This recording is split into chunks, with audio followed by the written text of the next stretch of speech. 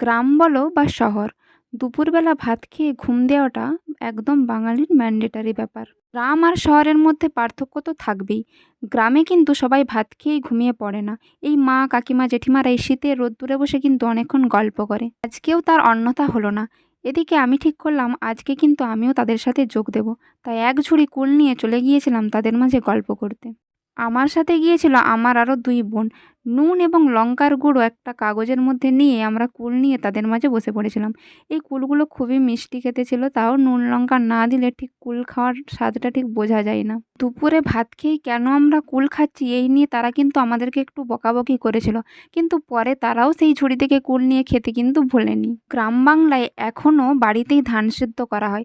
এখানে আমার এক জেঠিমা ধান সেদ্ধ করার পর সেটা রোদ্দুরে শুকোতে দিয়েছিল, আর সেখানেই আমরা বসিয়েছিলাম আমাদের এই গল্পের আসরটা। কুল খেতে খেতে বিভিন্ন ধরনের গল্প করছিলাম, কিন্তু খেয়ালই করিনি এদিকে ঝুড়ির কুল কখন প্রায় শেষ হতে বসেছে। যখন খেয়াল করলাম তখন আর দেখলাম মাত্র এই কয়েকটা কুল পড়ে রয়েছে। তো আমার এই ভিডিওটা কেমন লাগলো অবশ্যই জানিও, আর ভিডিওটা ভালো লাগলে অবশ্যই লাইক, কমেন্ট, শেয়ার ও সাবস্ক্রাইব করতে ভুলো না। দেখা হচ্ছে পরের কোনো ভিডিও। আজ এটুকুই।